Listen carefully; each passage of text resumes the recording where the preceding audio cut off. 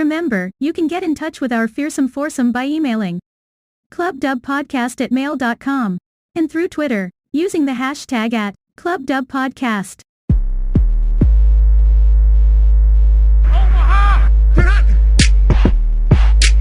Welcome to the Club Dub Football Podcast, where the only question is, does your team make it into the club? Can he get in? No, he cannot! Hi, I'm Rob Rose, and thanks for joining us for another episode of the Club Dub Football Podcast. This week, we're going to be talking about all of those early pre-season stories that people seem to be getting very excited about in the NFL media circles. Are these really big tales that describe a sign of things to come, or stories that are simply going to peter out by the time the new season finally kicks off? To find out whether we're on the bandwagon or not, keep listening, as I'm going to be throwing over to JB, PB and Aldrin to get their thoughts. Welcome, gents. Another week has passed, and it's time for us to talk about all things NFL. And this week, we're going to be deciding which of the training camp storylines are good enough for us to jump on the bandwagon and which we're just going to let drift off to obscurity. But before we get into that, Phil, I'm going to hand over to you for what is becoming a stellar part of our pod. It's Quiz of the Week.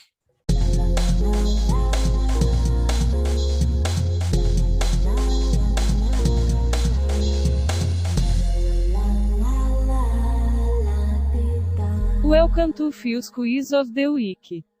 Hi Rob, thanks for throwing over to me. So this week's Quiz of the Week will be similar-ish to last week. So I've got 10 teasers for 10 players that were traded in high-profile trades in their career, hot off the back of Julio Jones's trade last week. So I'm going to read out a little bit about the trade, and all you have to do is tell me which player I'm talking about. So just a disclaimer as well, JB, why don't you let me finish reading the whole quiz out so our listeners can have a go rather than, desperately trying to prove your knowledge? I was going to ask that, but okay. Right. So, question the first. This player was dealt by the St. Louis Rams with a third-round pick in the 1996 draft to the Pittsburgh Steelers. With the Steelers, he helped guide the team to victory in Super Bowl XL and became the league's 6th leading rusher of all time, which kind of gives it away. I've got it. Go for it. Jerome the Bus Bettis. The Bus himself, Jerome Bettis. That's correct. Traded to the Steelers in 1996. Number 2. This player was drafted by the Houston Oilers, but he was about to be released during that preseason when the expansion Seattle Seahawks swooped in and made a move for him. He was dealt to the Seahawks in exchange for an 8th-round pick in the 1977 draft. He went on to be a 7-time Pro Bowl selection and an NFL record holder, and he's been inducted into the Pro Football Hall of Fame. I have it, I think. Go for it, JB. Steve Largent. Steve, blonde curly hair, because I'm looking at a picture of him right now. Largent is correct. Two for two so far. So, number 3. This player had an on-again, off-again retirement talk, and it finally came to a conclusion in early 2008. Said he was retiring from the NFL, but in July changed his mind and decided he wanted to go back. The team wouldn't have him back because they'd already committed to somebody else, and after things got a little bit awkward, he was traded to the New York Jets for a 4th-round draft pick. I have a guess, but Rob might have the actual answer. I only have a guess, Go for the guess, JB. Chad Pennington. Incorrect. Go for the guess, Rob. Brett Favre? Brett Favre is correct. 1 point to Roberto there. I picked the Jets trade rather than the Falcons trade to the Packers, but obviously a couple of high-profile trades for Mr. Favre. Number 4. So this player's tenure with his previous team didn't go as planned. They had a very bad losing season. So in the lead up to the 2007 NFL draft, the Oakland Raiders, as they were at the time, shopped the receiver and found a trade partner in the New England Patriots. He then posted a record 23 touchdown receptions in 2007, helping the Patriots go 18-0 before ultimately falling to the New York Giants, ruining the perfect season in the Super Bowl. Randy Moss? Randy Moss is correct.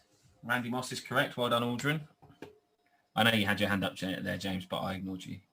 That's fine. I think I got it a split second before Rob did based on his reactions. Yeah. Number 5.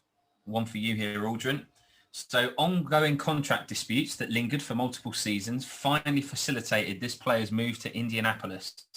The Rams dealt this disgruntled player to the Colts in a 3-team trade. The Colts traded linebacker Cornelius Bennett to the Buffalo Bills for a first-round pick in 1988, first and second-round picks in 1989, and running back Greg Bell. The Colts then traded Bell, the three draft choices acquired from Buffalo, plus first and second-round picks in 1988, a second-round pick in 1989, and running back Owen Gill to the Rams for this player, King's ransom. He's arguably one of the best ever in his position. He helped, Bennett went on to help the Bills reach 4 consecutive Super Bowls, and the Rams would reach the 1989 NFC Championship game. But which player was traded from the Rams to the Colts? Eric Dickerson. Eric Dickerson is correct. Doing well so far, 5 for 5, pretty quickly. Number 6. So this player originally played in the USFL for the Los Angeles Express after his college career. But when that league ceased operations, he was selected by the Tampa Bay Buccaneers in the supplemental draft. His 2 seasons in Tampa Bay were miserable. And when the team selected his successor, number 1 overall in 1987, this player became expendable. He was traded to the 49ers in exchange for a 2nd and 4th round selection. He backed up Joe Montana, as I see Rob waving frantically, and assumed the full-time starting role in 1992. 2 seasons later, led the 49ers to their 5th Super Bowl triumph. My God, let one of us say Steve Young, Yeah, please. We all know, Steve right? Young. We all know Steve Great. Young. We knew it from the USFL clue. And wasn't Vinny Testaverde the guy they... Chose first overall. Vinny Yeah. Testaverde. Yeah, you get a bonus Played point for for that. Latvia, Testaverde. didn't he? Yeah. Testaverde was number 1, yep, number 1 overall in 1987. Number 7. So this trade was a classic case of both sides winning. So this player went from the Indianapolis Colts to the St. Louis Rams in exchange for 2nd and 5th round draft picks. The Colts selected a running back, Edgerrin James, in the first round of the 1999 draft, and the Colts became a playoff team. And in St. Louis, this player was a major factor in helping Kurt Warner rise from obscurity to league MVP and linchpin for the Rams' greatest show on turf offense. Who is Marshall Falk? Falk. Yeah, Marshall nice. Falk is correct. Number 8. The San Francisco 49ers were fortunate enough to have 2 future Pro Football Hall of Fame quarterbacks on the roster. However, only one could play. And the rise of the aforementioned Steve Young facilitated a move for this player. So the 49ers sent the living franchise legend, and I told you some of them were easy, to the Kansas City Chiefs in exchange for a first-round selection. And this player's time in Kansas City was highlighted by an appearance in the 93 AFC Championship game and a victory over the Young-led 49ers in the 94 season. Joe Montana. Joe Montana, correct. Like the easiest one. Where are we? Number 9.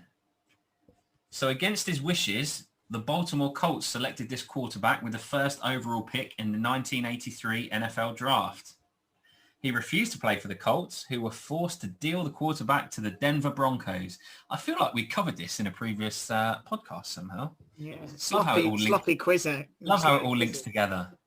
So he was dealt to the Broncos in exchange for offensive lineman Chris Hinton, backup quarterback Mark Herman, and a first-round selection in the 1984 NFL Draft. He went on to lead the Broncos to 5 Super Bowls, winning 2. The Colts, burned by the draft gamble of selecting this player, wound up moving out of Baltimore and to Indianapolis in 1984. The player concerned was... This one is John Elway. Way. Yeah. Oh, was it John not Elway, Lamar Jackson then? correct. Okay, never mind. No. And number 10. Anyone's got 9 out of 9, any of our listeners will be impressed. Number 10. The largest trade based on number of players and draft choices involved in NFL history. Is that it? Can we answer? Well, no, you just all seem like you got your hands up already. Yeah, I mean- So It had a ripple effect around the entire NFL in the 90s. The Cowboys received 8 draft picks from the Minnesota Vikings, including 2 first-round picks, 3 second-round picks, and a third-round selection. And the Cowboys maximized those selections to help build the core of a roster that won 3 Super Bowls in 4 seasons.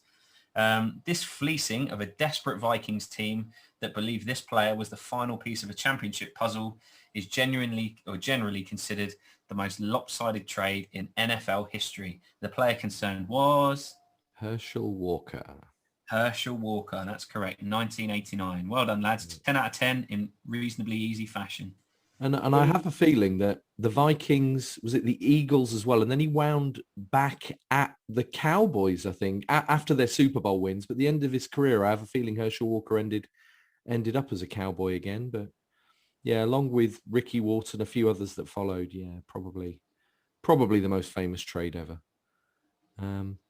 Yeah, I mean, when you've got a quiz where the answers are John Elway, Joe Montana, you really picked out the studs of 80s and 90s NFL superstardom, Phil. So many congratulations. Here you go. Then I'll give you a bonus one. Well, go on then. Yeah. So, as the Lions collected championships in the 1950s glory days, the team also developed a reputation for its raucousness. Leading the charge on both fronts was this player who built a legend for his hard play. Nobody could argue with the results. He helped lead the Lions to 4 NFL championship game appearances, winning 3.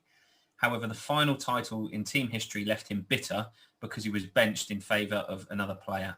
So we watched his teammates execute an epic playoff comeback over the San Francisco 49ers before throttling the Browns in the 1957 championship.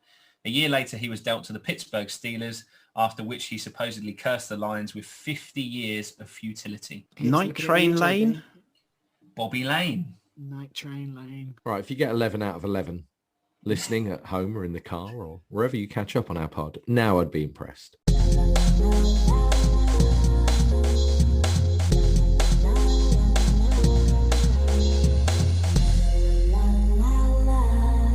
Thanks for listening. That was Phil's Quiz of the Week. So another good quiz of the week, Phil. I mean, it's amazing how you find these things. I mean, it's if we couldn't hear the clicks of mouse buttons as you ask the questions, we might be left in some doubt as to where these questions come from. But you know what?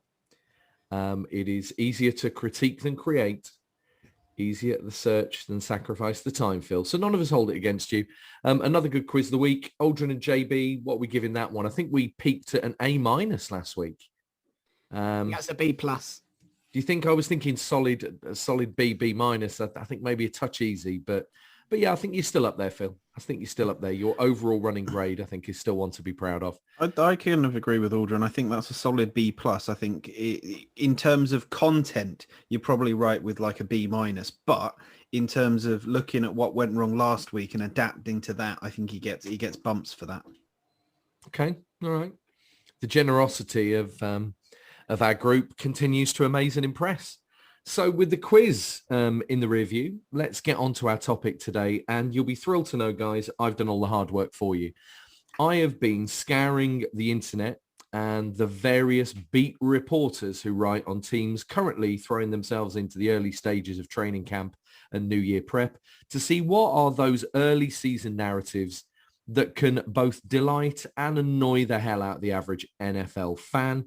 And all I want you to tell me is whether you're on this bandwagon or off, and the reasons why. Now, I'm going to start with a story that I think in one of our earliest podcasts we might have even predicted. Right? Are you ready for this? The noise coming out of the New Orleans Saints is that Jameis Winston makes the offense more dangerous and dynamic than Taysom Hill or Drew Brees.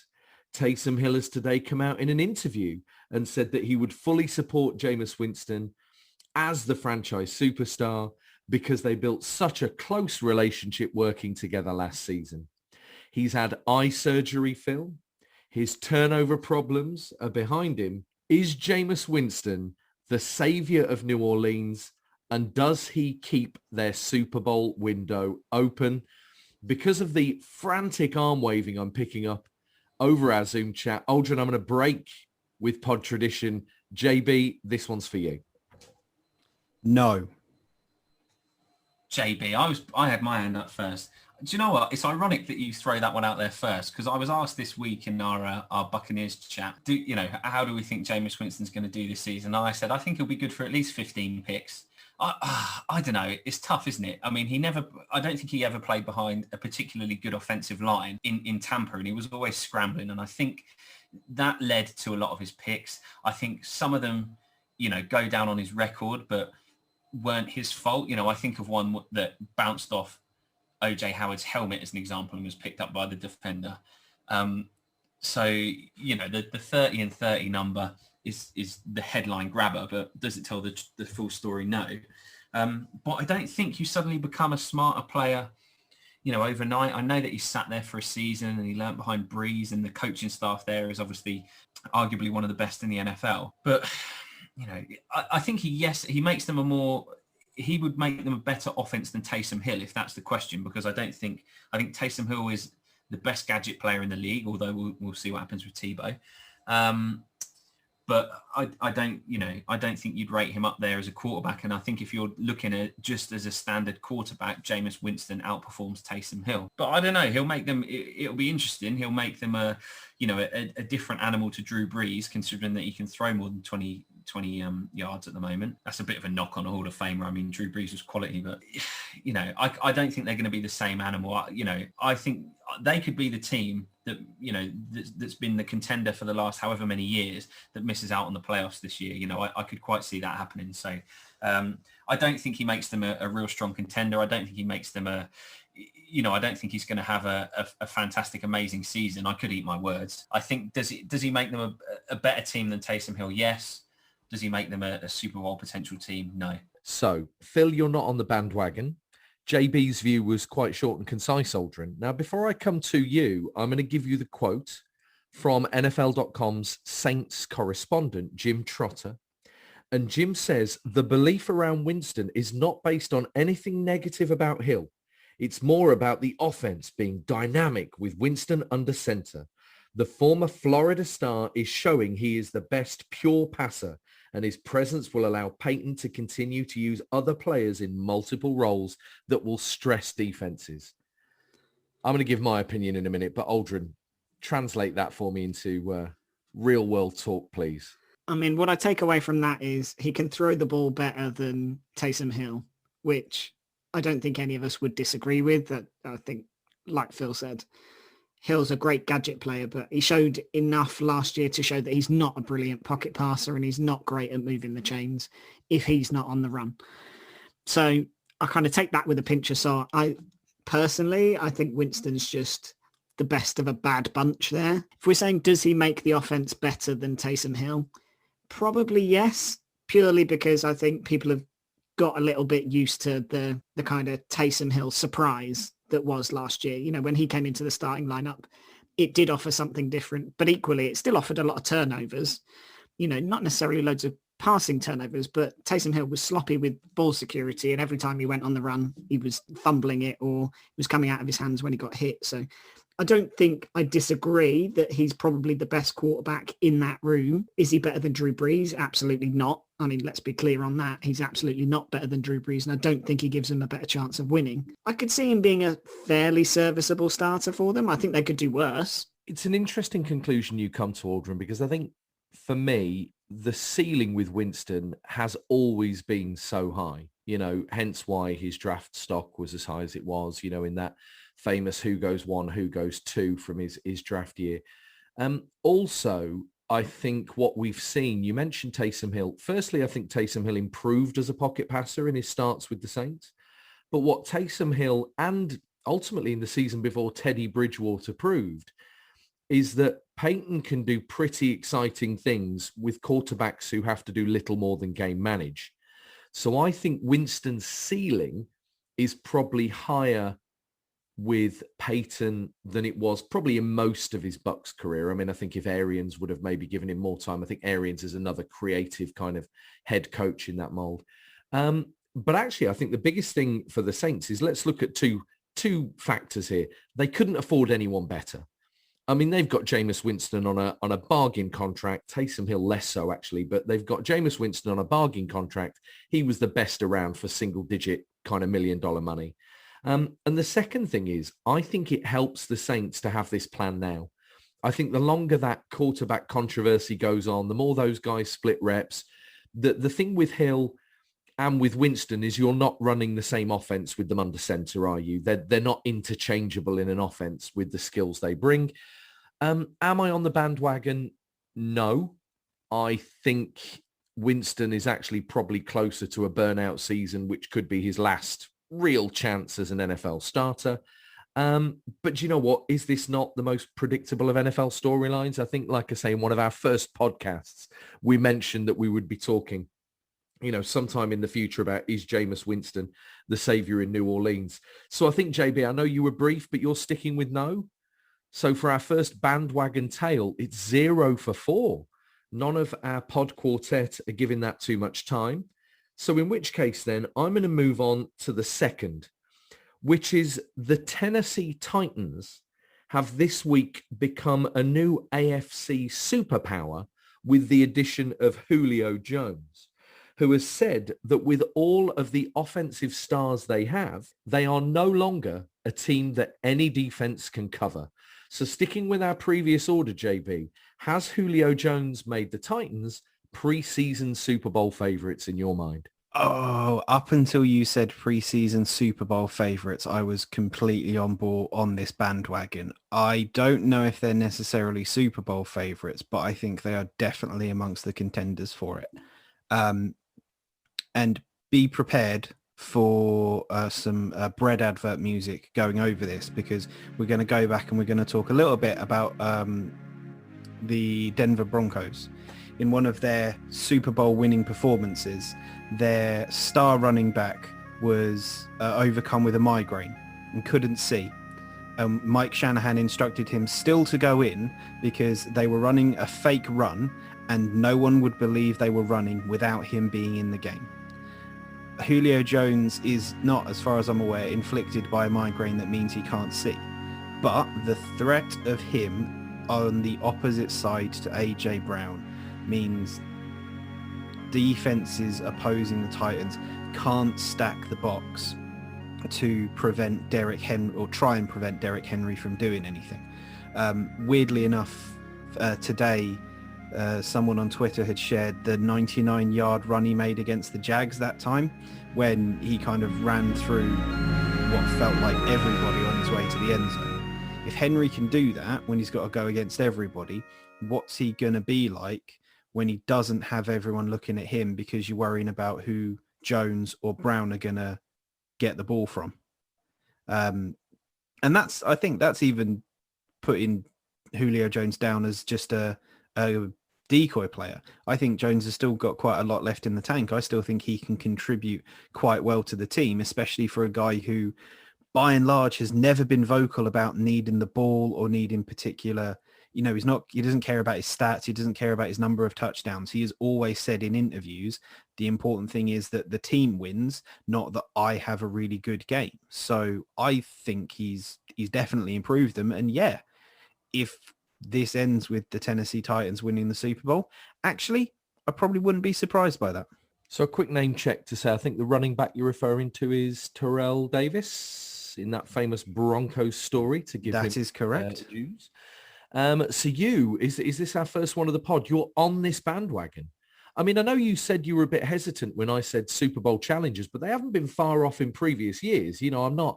I'm not making some wildly outlandish claim here, am I? That they could go a couple of games deeper into the playoffs than in previous years. So no, I think I changed my mind on that as I was talking. I think I talked myself into the fact that actually, you know what, they could go all the way, and why not?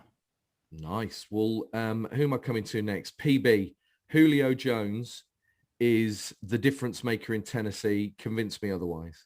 So what you're telling me is they, in your eyes, potentially, if you're on board with this, so JB, you are, they've replaced Corey Davis with Julio Jones, and that suddenly makes them a Super Bowl, a real threat for the Super Bowl. I'm not buying it. Who knows what Julio missed a fair few games towards the end of the season, I think, with injuries.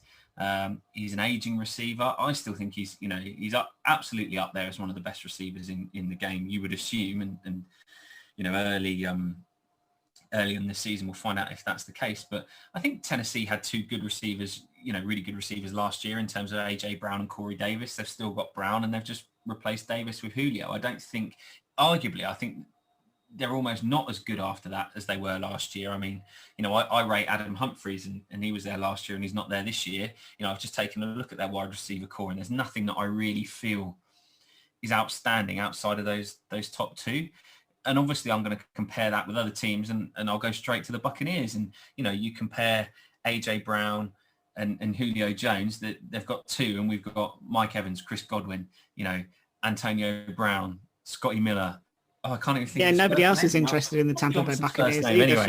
Anyway, how embarrassing. Tyler Johnson, sorry.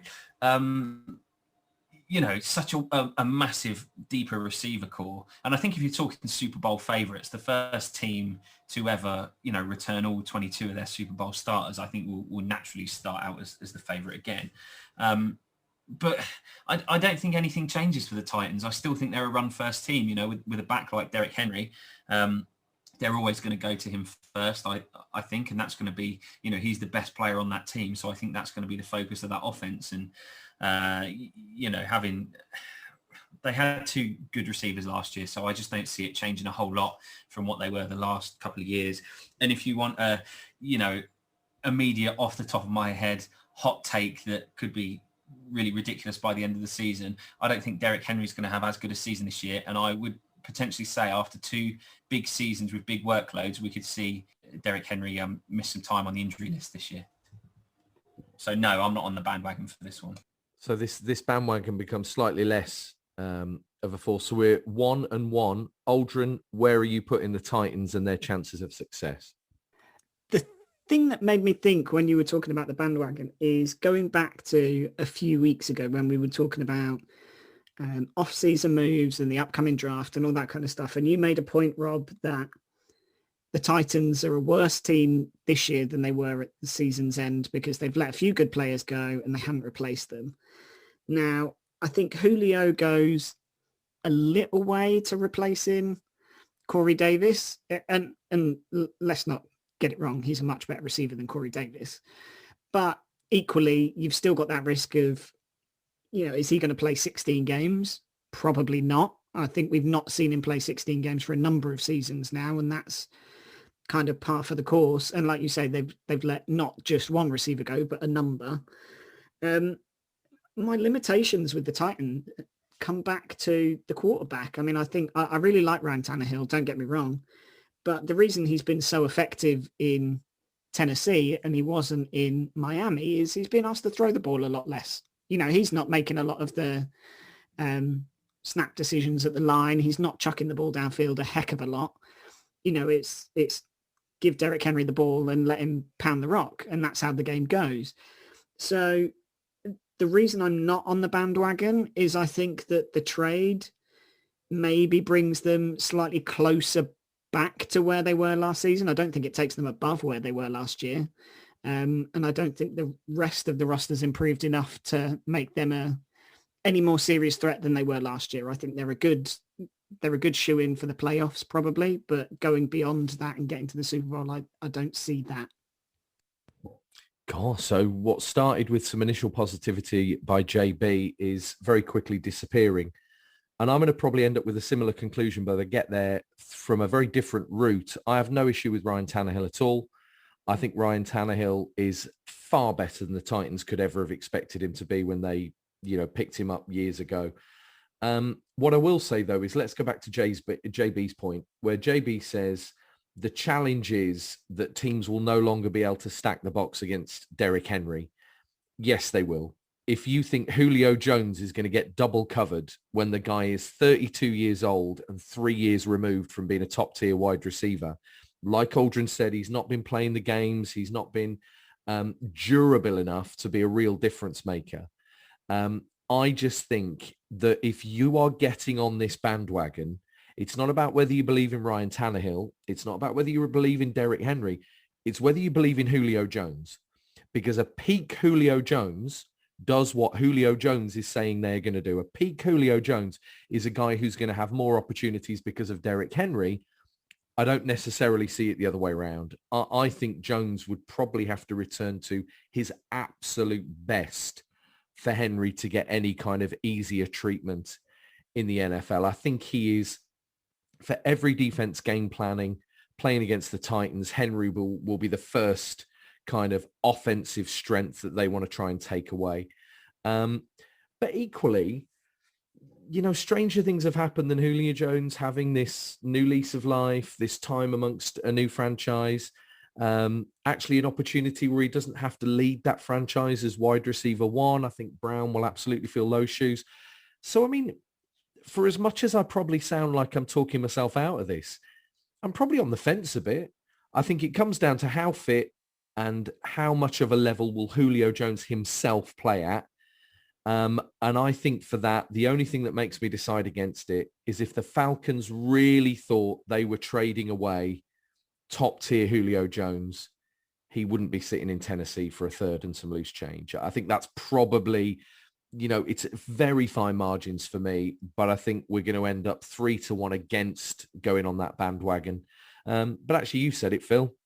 Strange things have happened. A year ago, I was telling everybody Josh Allen was a year away from being a backup somewhere in the NFL, and he probably goes into this season as the 4th or 5th highest rated quarterback in the league. So, you know, stranger things have happened, but bandwagon story 2, not on board as a majority, which means we're on to bandwagon 3.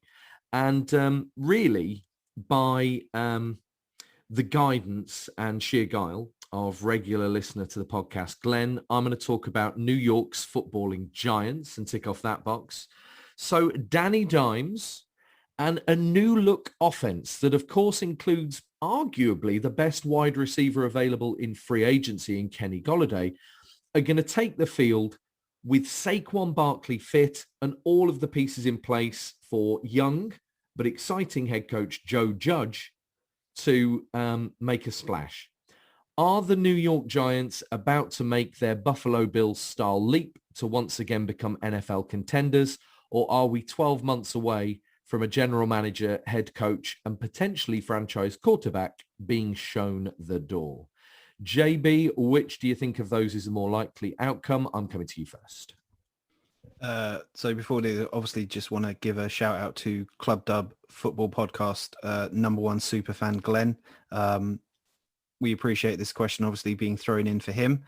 I think to his disappointment, Rob, if you're asking me if I am with this bandwagon or if I am away from this bandwagon, I am away from this bandwagon. I have concerns over Barkley. I think, what is this, 2 seasons now? He's missed at least a chunk of games because of injury. I think I've still not actually seen anything from him that I would rate as being worthy in a game of the pick position that the Giants gave him. I like Kenny Golladay. I think Kenny Golladay would be a good pickup for whichever team had got him. So I do think he adds to that passing attack. But the problem is the guy he's got throwing him the ball isn't that good. I think he looked good in comparison in kind of when the Giants were comparing what they had previously. But what they had previously was an over-the-hill Eli Manning that probably should have called it time a season or 2 before. I think Danny Dimes has his pluses. We've seen him kind of when he gets on the run, you know, when he picks up speed like a snowball coming down a mountain, he's kind of hard to bring down, and he does pick up the yards. But I think his pocket awareness is still a bit poor. I think his decision making is still a bit poor. And until they solve that and actually show that they can put together a complete offense, no. God, brutal. We're not joining many of these bandwagons, it feels like. But PB, talk to me about the New York Giants. Yeah, I mean, a lot of it hinges on Saquon Barkley, doesn't it? I think that was a massive blow for them last year when he went down so early on in the season, you know, having looked so good in his rookie campaign. So a lot of it's going to be how he recovers from that. And you know, you would probably argue, I mean, it's hard to say having had such a major injury, but you'd probably argue that he's one of the best running backs in the league, arguably. So to have him in that offense, changes it and makes it a lot more dynamic, I think. So a lot of it's coming down to that. But I don't think that, I could just as easily see, I think Joe Judge is safe. I think the players seem to like him. I think he's rated as a good coach. I think he's done a good enough job with what he's had there, considering some of the issues they've had, that, I think he's probably safe for another season unless they have a real blowout season. Gettleman, is he the GM? I think is probably more on the hot seat. I think if they don't have a good season, I could foresee him going. And I do generally think this could be Daniel Jones' last season as a starter in the NFL. They're lucky in that, as we've talked about before, when we've talked about also the Eagles and the football team, and the Cowboys, they're probably in the worst division in football. So, they could just as easily make the playoffs as they could have the number one pick. They're all at that kind of level, I think. So I don't know. For me, I don't know. I don't think adding the people that they added makes them a real Super Bowl threat or anything. I can see them making the playoffs. I think they barely missed it this year, down to that ill-fated Eagles. Was it Eagles versus Washington last game? Yeah. And all the crap that came out after that. So, yeah, I don't know. I don't think I'm joining the bandwagon in total, but I can see them moving on from Daniel Jones after this season. Guys, damning. Aldrin, what can you see for the Giants? I can see them being a lot better this year. I think the additions they've made are really solid. I think they've given Danny Dimes some proper weapons now. My only concern with Kenny Golladay is injuries, kind of like we were talking about with Julio. I mean, the guy's had significant injuries and, what was it? Hip surgery, I think. That as a big, tall, athletic receiver is never great, particularly at his age. But admittedly, if he can overcome that, he is an absolute top tier receiver. He's almost impossible to stop when he's in full flow and he's playing well. So I think he's a great addition. I think Barkley coming back is almost like a new draft pick. They had none of him last year and it showed because that team is, or certainly was, entirely predicated on a really solid run game from Saquon Barkley. So I think that's been tough on Daniel Jones, not having any running outlet at all, let's be honest, last year was a massive blow and forced him to make throws that most quarterbacks wouldn't want to be making or have to be making. I think Phil's point about the division they're in is a really good one. I can see the Eagles being even worse than they were last year and they were dismal. I can see the thing with like the Cowboys, you can either see them being amazing or terrible. You're never quite sure what version of the Cowboys you're going to get. And the same with Washington. They've added some good players, but equally they could be bottom of the pile or top of the pile. So I think they're in a good, solid place. Do I think Daniel Jones is good enough to get them into the playoffs and more? No, I don't think so. I've not seen anything from him in the couple of years that he's played to suggest that he's good enough. And I think Giants fans would probably admit that. I don't think any Giants fans were super thrilled when he was the name on the card that went in on draft day. But, as a franchise, Didn't they boo it? Did they boo the pick? Oh, they boo every pick. But, yeah, let's be honest, he wasn't a big, fan favorite of that choice. I think he's probably done a little more over the last couple of seasons to maybe sway them. I think he's shown flashes and he certainly seems like a Giants player if there is such a thing. But I just think there's too many flaws in his passing game and that is where the weakness is. I think he's more athletic than people give him credit for. I think that 80-yard run, admittedly, he fell over his own feet at the end of it. But if you watch that run, he's running away from defensive backs on his own. So he's not a slouch as a pocket passing quarterback. But I just think there's too many weaknesses. So no, not for me. I can't see him doing enough for the Giants to take them towards the Super Bowl. Away from the Giants specifically, you touched on it when you're talking about the Cowboys. I genuinely think all four teams in this division you could either see them making the playoffs, and you can also see them being maybe not the Washington, maybe not the football team because they've got such a good defense. But, I genuinely think these 4 teams, if someone told you they were going to make the playoffs, you'd think, well, yeah, possible, could happen. If someone told you they were going to have the first pick, yeah, possible, could happen. Like, I don't feel like if we were picking division winners right now, I think the other divisions in the league, you'd have a good stab and you'd feel fairly confident. I think this is a total crapshoot, and it could go any of 4 ways. It's going to be really interesting to see that turn out, and not because because they're all good teams. Just I genuinely think it's the worst division in football right now. So I know on these kind of things I always get the easier job because I get to kind of pick elements of your points and just kind of use them to describe my own conclusion. I think I see it a bit clearer than you, Phil. I think the Eagles are the poor team in that division. First year head coach, a lot of rebuilding to do. I think they're 4th. I think the other 3, I think the Cowboys need a good start, because I think without a good start, I think Jerry Jones gets impatient and might decide to change head coach. I think McCarthy needs them coming out the traps quickly.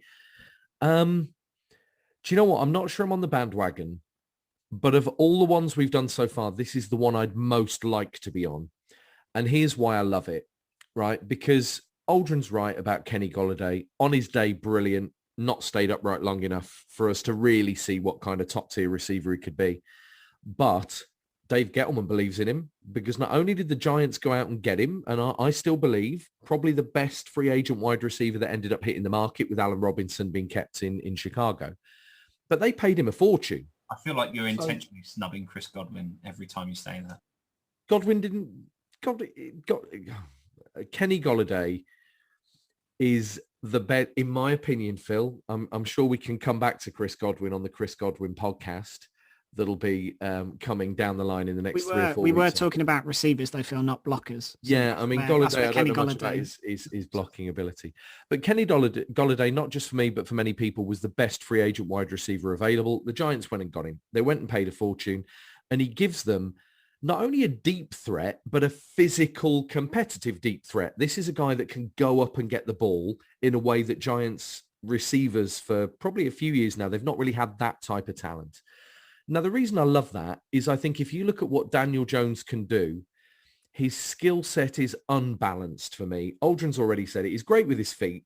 He doesn't get the credit of somebody like Lamar Jackson or somebody like that, but he's great with his feet.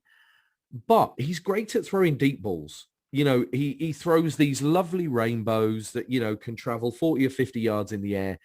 Really, the Giants have just never had somebody who can go up and get those. So a healthy Golladay, I think you tick that box, that the strength of your quarterback is now being maximized by a strength in your receiving core, a strength in your roster.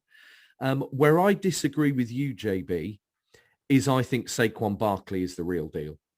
I think the thing about Saquon Barkley is a lot of his injuries have been contact injuries, because the guy has been battered. The guy, I mean, one of the injuries, if it wasn't last year, the year before, I seem to remember him being hit as he was heading out of bounds of all things, and being hit and crumpling to the ground. And actually in that game, I seem to remember him having come out of the game before that for a couple of snaps, because he was just being hit over and over and over again. And he's the kind of guy who was just having to work too hard to make things happen, putting his body on the line. And with young players, we've said it before, it was always my criticism of Josh Allen, actually, that I suppose I've got to eat those words now. But when you keep putting your body on the line, there's a point where that, your luck runs out, I suppose, in that regard. But Saquon Barkley, now this actually, to your point, JB, if we think about the Titans and we think about teams not being able to stack the box anymore, I think the Golladay-Barkley argument is probably stronger than the Julio Jones-Henry argument for that. I think Golladay maybe does help the Giants in that regard. And you know what? The thing that makes me want to pull for this is that Dave Gettleman, for whatever criticism you have of him as a GM, the people he has in the building are the people he wanted in that building. He wanted Daniel Jones. He went and got him, right? Made no sense to me that he picked him so high up in the first round, but I don't need an excuse. If a GM or a front office think he's the guy, I have no issue when they go and get him. They obviously wanted Golladay. They weren't messing around. They crossed his palm with silver and he's in the building. This is the one I'd pull most for because Phil, to come full circle, I do think as much as I think the Eagles are the poor relation here, wouldn't it be a pity if probably the showcase division in football, that division has been Sunday night and Monday night football games more than any other division in football over the last 10 years. And I think the league does lose something when teams like the Giants and the Cowboys and the Eagles and Washington just aren't on their mettle. To see a team getting into the playoffs in spite of themselves rather than because of their, I don't know. I'd love it to be competitive. And I think the Giants are probably, what that hinges on. I think otherwise the Cowboys or Washington might be the only story worth following. So I'm saying, look, why not? I'm going to join that bandwagon. I think I'm still outvoted 3-1, aren't I? So we are yet to join a bandwagon. But you may say that I've saved the best till last.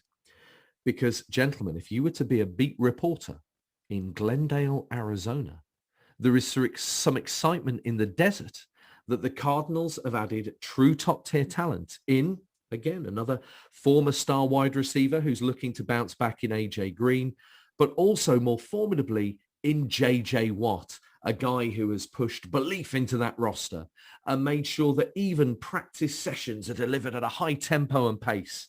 The Cardinals, the perennial underachievers of the NFL, let alone the NFC West, supposedly go into next season as Super Bowl contenders and one of the teams to beat.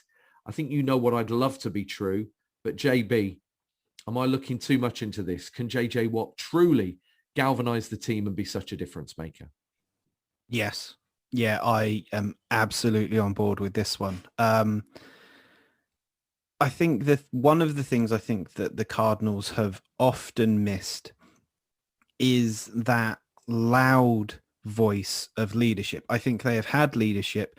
I don't think you can have a team with Larry Fitzgerald on it and say that there isn't leadership on it. But I think Fitz is one of those quiet, lead by example, sort of gather everyone and pull them along with him leaders. Whereas you get someone like JJ Watt, who may not be the game-wrecking, season-wrecking presence that he was a couple of years ago, and, may not be the first choice Watt brother for several people.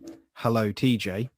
But like you said, the guy is a player who delivers when you absolutely need him to. You think about those those Texans teams that made playoffs, like the early Bill O'Brien years, and it was JJ Watt dragging the team essentially along with him. We've talked before about those games when JJ would play on defense and then play on offense as well, and how he'd go in as a tight end. You knew the ball was going to him and he still caught it for a touchdown. He has that kind of fire within him, and I think you can't help but get caught up in it and you can't help but go along with it. I think the Cardinals have got very good players on defense. I think Chandler Jones inexplicably is continually underrated. I think people rate him as a very, very good player, but I don't think anybody ever really appreciates just how good he is. And yeah, people like Patrick Peterson have moved on, but I think Patrick Peterson had kind of moved on in his play a couple of years ago. He still didn't have that sort of P2 caliber, like shutdown corner that you'd want.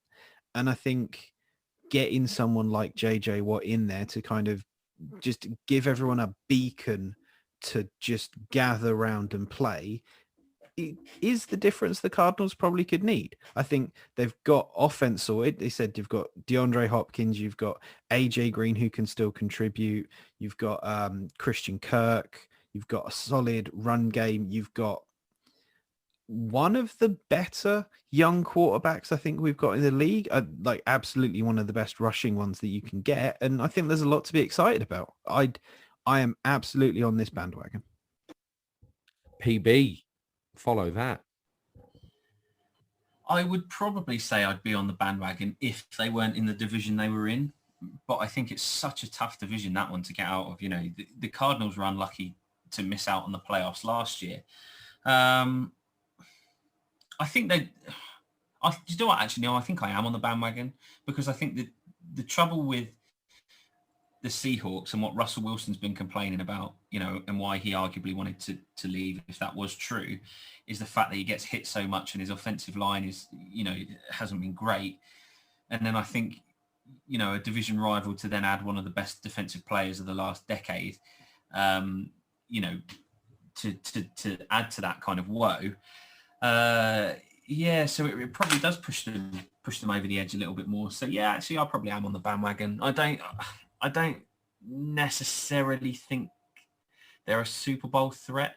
Well, I suppose once you get to the playoffs, anyone can be, I guess. I don't know. Actually, yeah, why not? Why not? Let's go with it. I'll go fully on the bandwagon. Yes, I've convinced myself, Rob, that the Arizona Cardinals are absolutely going to lose in the conference championship game to the Buccaneers. Other opinions on how that championship game could go are available, Phil, but otherwise generally happy with your response. Aldrin, before I give my entirely partisan answer, what have you got for us? Yeah, I'm fully on that bandwagon. I'm really excited by the receivers this year. I think, obviously, with Murray, you've already got kind of a proven stud at quarterback, and I think giving him more and more weapons is only a good thing. My only concern is maybe the running game a little bit, but I think Murray adds some dimension to that anyway. So, yeah, that's my only kind of pause. Is it Chase Edwards that's the only guy you've got left? Yeah. So, well, we've got James Conner, who quite knows what you get. We've got a couple on the roster, but yeah, I'd imagine he'd be the first one. I think Chase Edwards is the guy, isn't he? Let's be honest. So that's my area of concern. Defense. Excited. I think, well, we talked about it when we did the draft coverage, that you've gone in a direction on defense. You know, you've got big, strong, kind of gadgety type players, but there's a clear kind of progression of where they want that defense to go. So that kind of gives me a bit of confidence that they've got a vision for what they want, and they've now got probably the two pieces that they want. You know, when it came to draft, you know, they got Simmons and who's the guy who drafted this year? It's completely gone out of my head. This isn't great, is it? But, you know, those two kind of rangy hybrid linebacker safety type people, you know, you've got that kind of clear vision on defense now. So, yeah, I'm kind of with Phil to a certain extent. It's a tough division. I don't see the Seahawks being a threat. If I'm honest, I think that defense has got significantly weaker, and the way that Russ has been talking about the franchise and the direction that he wants to take them in kind of doesn't suggest that all is harmonious there.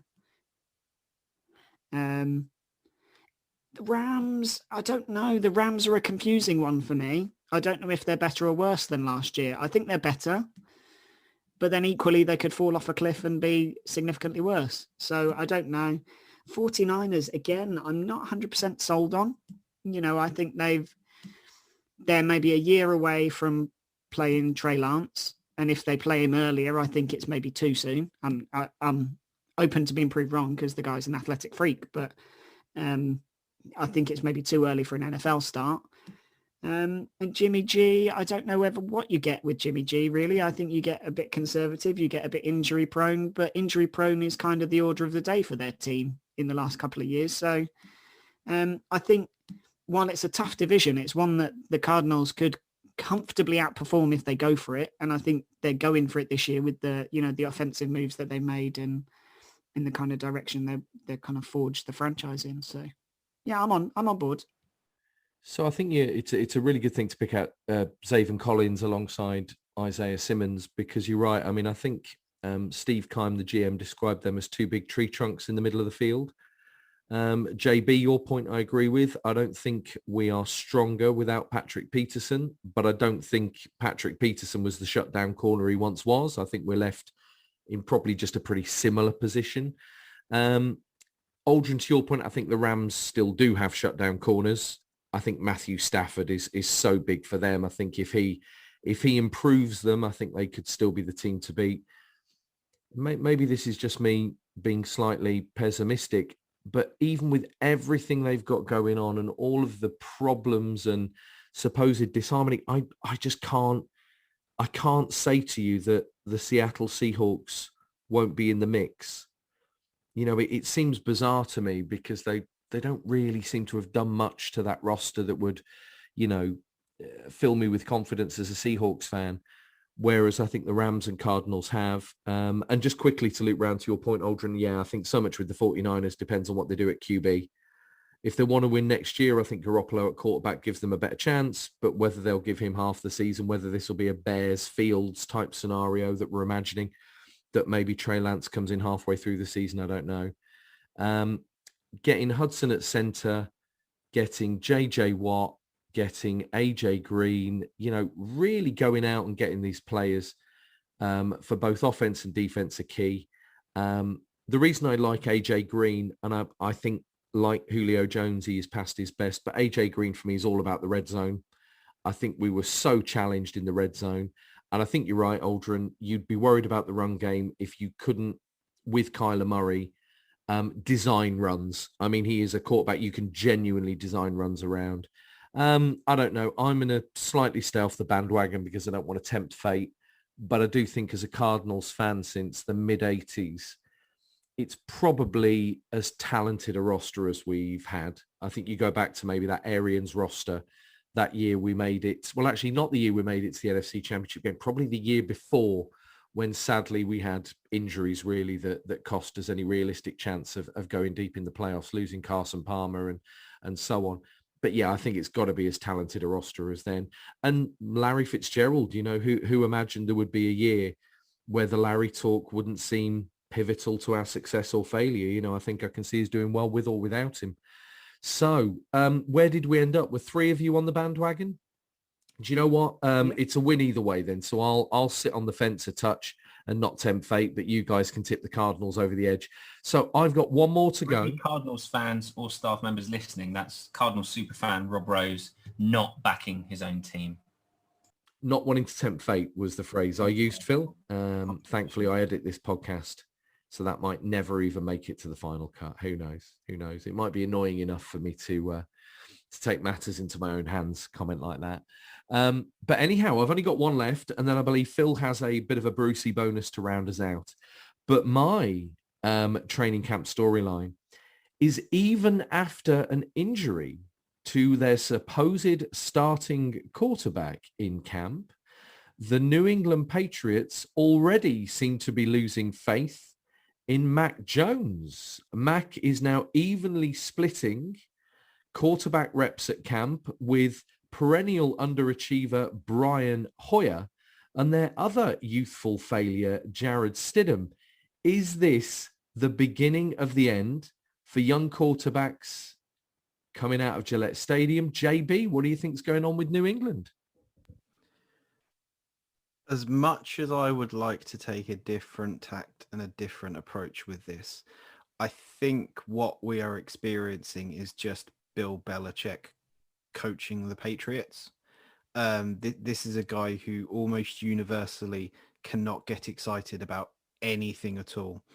Every media appearance, every interview is treated with what borders disdain, and he's got zero interest in doing what anybody thinks apart from what he thinks the best thing to do is for the Patriots.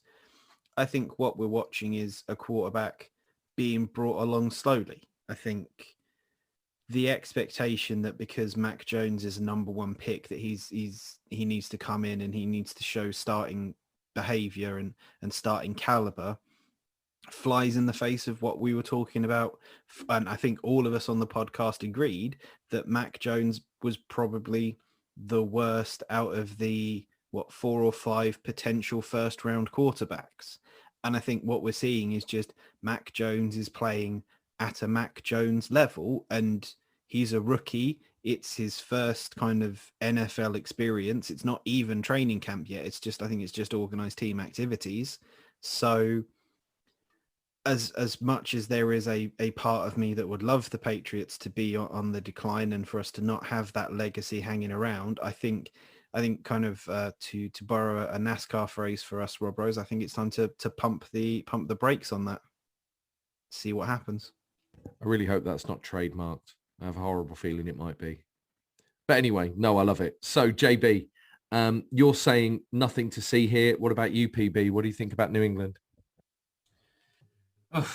Who knows? I think they've said that they'll start with Cam Newton, and I think that will probably be the case.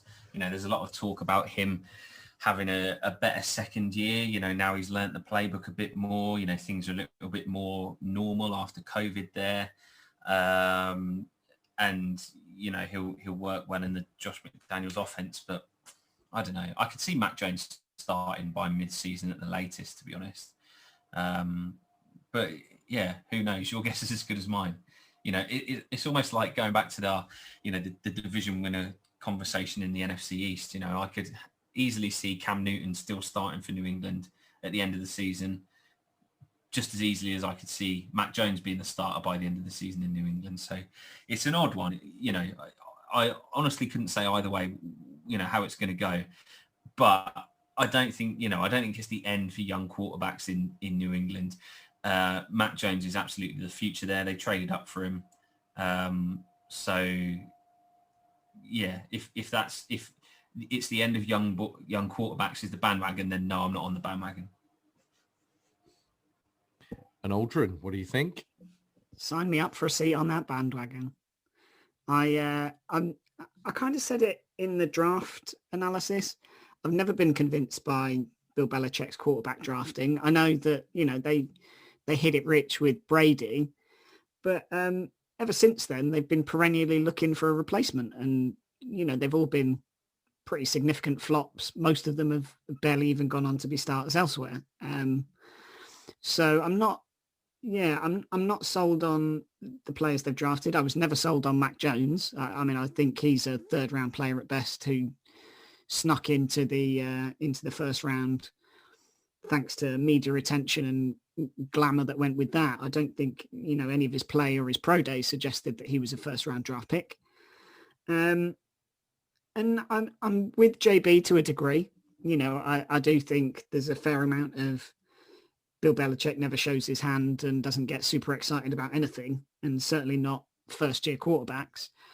But equally, with Cam not taking snaps and having that hand injury, I would be expecting that a first-round draft pick would be streaking away from the likes of Brian Hoyer and Jarrett Stidham. So while I'm not in disagreement that, it's early doors and Bill Belichick doesn't get overly excited about anything, equally, if I'm a first-round draft pick, the caliber supposedly of Mac Jones and his competitive nature in this, that, and the other, then I'd expect him to be streaking away from these guys. Everybody say, oh, he's a brilliant character guy. He's, he lifts the players around him, this, that, and the other. Well, I'd be expecting to see him take the reins. Really, if it was me and I'd seen Cam Newton go down with a hand injury, I'd think, great. I can show that I can throw the ball, that I can lead this offense. So the fact that he's not, taking the primary snaps and things of that nature would be a worry for me. I just think that the rookie quarterbacks or the young quarterbacks they've got there aren't good enough. And I think that will show in the fact that they've given Cam Newton a decent contract and, have continually suggested that he's the starter, despite not overwhelmingly convincing performances throwing the ball. Admittedly, he was good on the run and he was good on play action. But yeah, I've never been sold by some of the draft picks. And certainly I think this year was no different.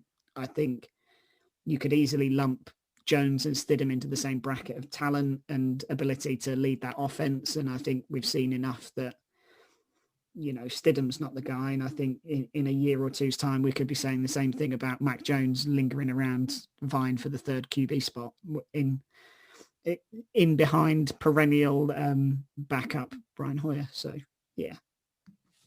See, it's a bit like an earlier story. I think I come to the same conclusion, probably in a combination of yours and JB's points, a little bit of Phil's in there as well. I don't think Bill Belichick cares that Mac Jones is struggling. I think Bill Belichick does things his own way. Phil, to your point, yes, they traded up, but he wasn't a, mortgage the house type trade up deal, was he? They've not given up multiple years of picks or anything long term to get him. He fell far enough that I think Mac Jones wasn't a huge risk. I think if he'd have gone, what would it have been, 3 to the 49ers, was it? And then I think that would have been vastly overinflating his talent and his potential. But actually, I think Belichick tests young quarterbacks in a way that other coaches don't test young quarterbacks. He will look at Mac Jones struggling at the moment and think, you know what, this could be just as good for his development as if he was throwing dimes throughout OTA's camp and whatever else. I think Belichick has this odd, strange, combative way sometimes of coaching a team, and we could just be witnessing another example of that. Giving Brian Hoyer snaps. No, go for it. Sorry to interrupt, but I'm with you. I'm totally with that point. I'm in total agreement that I don't think Bill Belichick cares, and I think young quarterbacks struggling doesn't seem to bother him, and he thinks it's good character development. But it's not worked in the last 20 years. You know, he's had the luxury of leaning on Tom Brady, and I think, who are you talking about being the only guys that have gone on to actually start any significant games? You know, you're talking Jimmy Garoppolo, Brian Hoyer, and maybe Brissett, who's knocked around as a backup. You know, these are the guys that he was keen on, and that. Let's not forget they once drafted Cliff Kingsbury. How did that work out for him as a quarterback? Working out all right for me. But there's a weird thing here that when you say they haven't. So firstly, let's lower the bar a touch. There's probably not another Tom Brady in our lifetime. So when you talk about replacing Tom Brady, let's just be, they just need a franchise quarterback ultimately, as the other 32 teams are all scrambling for. But actually, when you say it's not worked before, the only thing I think of is there's a mention, and I have a horrible feeling it's in an early America's game from their successes, where Tom Brady tells a story about the season before getting starting action, or maybe early in the season where he ended up getting starting action. He was left in the quarterback coach's office and saw his notebook. And when he peered into the quarterback coach's notebook, all the notes said, Tom Brady does nothing quickly enough. He doesn't identify open receivers. He doesn't release the ball quick enough, and so on. And it was this adversity that somehow, helped, shape that, or polish that diamond that becomes Tom Brady, whatever adage you want to use. And the other thing, when I talk about Tom Brady, as an example, is Belichick didn't care what the rest of the world thought, because as much as it would amaze us now, there was a point where everyone in the world couldn't believe that Drew Bledsoe misses 2 games, comes back to full fitness, and Tom Brady's starting a Super Bowl. I mean, that was seismic at the time. So actually, I think Belichick is probably pretty happy watching Mac Jones sweat. And I also think Mac Jones will be asked to do more than other rookie quarterbacks out there. I think he will be involved, and there will be an expectation that he has a greater level of understanding. Do I think he's going to turn into a bona fide starter? No, Aldrin, I was with you with your draft analysis. I'm with you now.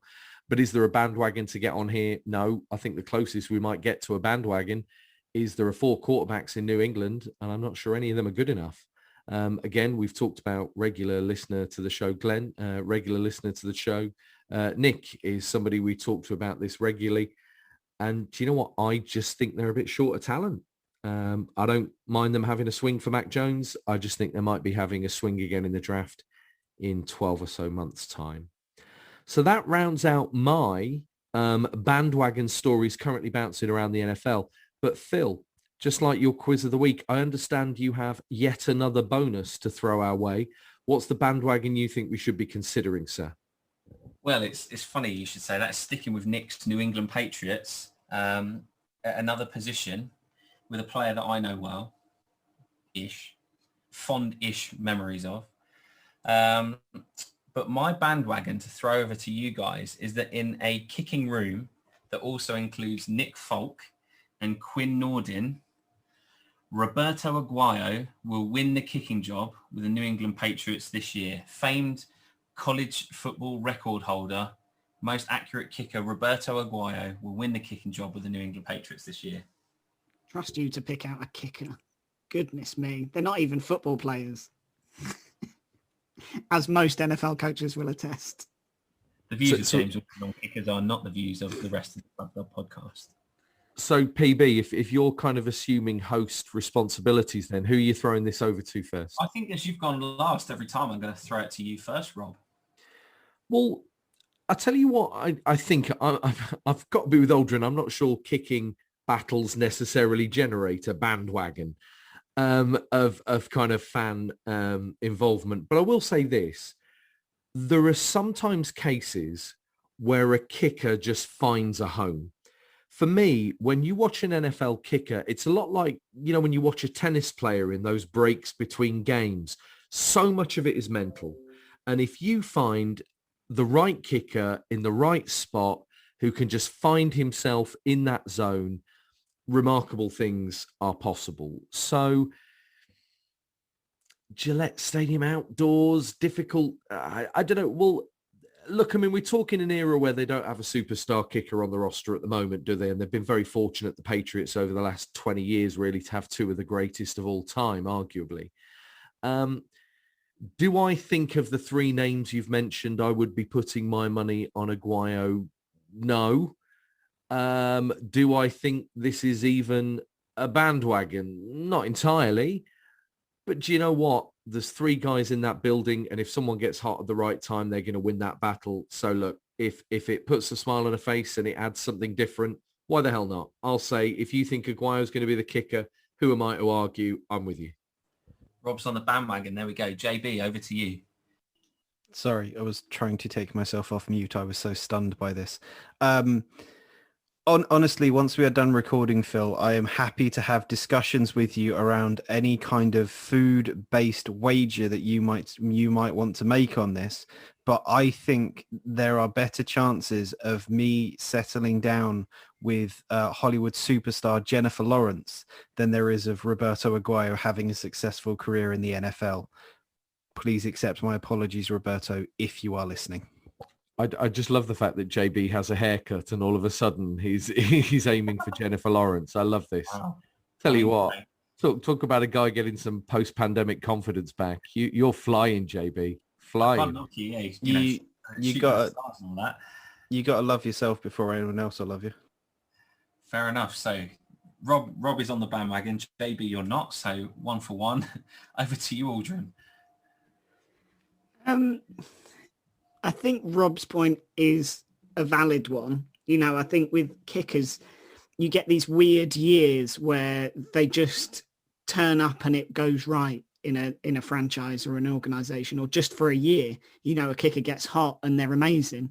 I think last year you saw Young Wei Koo be arguably the best kicker in the NFL, when he was cut by the Chargers the year before for a really unconvincing year. And, I think it's just one of those things that sometimes it can just flick a switch and everything just works out in a new location. Do I think that New England is the place to do that? No. Like Rob said, it's a tough environment to kick in. It's not like kicking in Denver where you get the benefit of the altitude and you can kick for miles, or you're in a dome and it's easier to kick. There's none of that. Do I think that Aguayo being out of the picture for a few years and suddenly coming back and winning the New England starting job's going to happen? No. I think probably Nick Folk or any other merry-go-round of somewhat passable kickers probably gets the job, like they have done the last few years in New England. So I don't see it. Stranger things have happened, but yeah, I think his time was done after year one, wasn't it? I don't think you come back from that. So no, I'm not on that bandwagon, I'm afraid. So 2 against. Bill, it was going so well. Yeah, I mean, for me, I think Folk had a good year last year. So actually, I think I'm going to be against on it. I think he's probably not going to win the kicking job, having looked at the stats. But boy, what a story would that be? And he, as a Bucks fan, obviously, I've got a fair amount of pain attached to some of those missed kicks, that would have won us games and stuff like that. But having listened to the guy on the National Vintage League MVL show, he's a good interview. He's a nice guy, good backstory, and I'd love to see it work out for him. Everybody loves a bit of a redemption story where someone looks kind of, out of it and then comes back for glory. So I'd love to see him win it. I think Folks, arguably it's his position to lose, and it depends what happens in training camp and the preseason. But I think I'm probably saying it's not going to happen. But yeah, boy, would I love it. So I guess we're 3-1 against on that one. I can't believe you lulled me in to backing your ridiculous campaign, and then you've bailed on me. I will say though, I mean, there's a fair point here. You've swung me. I'm going for it. 2-2. Let's go. Yeah, he's going to win the job. I mean, I will say this, Phil. You know, you're absolutely right about Folker. I thought he was, you know, pretty good after they'd had a few, you know, misses, hadn't they, at kicker? You know, I know it's not quite as important a position as quarterback, but very much in that ilk. And actually, I think with Belichick and the Patriots generally, you wouldn't have three people in the building if they were absolutely sold on Folk. You know, I think there is a battle there that is a true positional battle for somebody to make that roster. But you know what, guys? Having had those slow news weeks a few weeks ago and had an awful lot of fun with our kind of weird, wild and wonderful NFL storylines, it kind of feels like, I don't know, does the season start here? It kind of feels for the first time that I am looking ahead to the preseason and maybe even beyond that to week one and starting to imagine what the NFL might have in store. Your opinions and insight, as always, were amazing. 7 days' time, who knows? Maybe as OTAs grow and we nudge ever closer to full training camps, maybe there will be some more of these to chew over. But I think whether it's Daniel Jones, whether it's Mac Jones, whether it's the Cardinals or the Titans that surprise, I think there's some storylines out there that will be interesting to follow. Thank you again, and thank you all for listening. We'll catch you again in a week's time. Stay safe. Thanks a lot.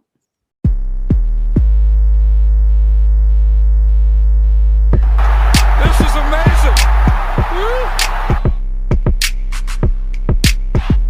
Remember to subscribe and be cool.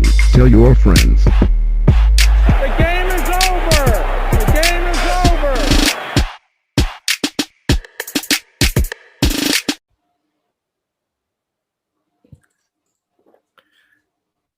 So another week has Hi, passed. Rob. Did you not see his face? You could see the little mischief on his face whenever he's doing this. He's leaned closer to the camera to make sure everyone could see him. I can't believe it's taken this long for me to do that. Anyway, sorry, carry on.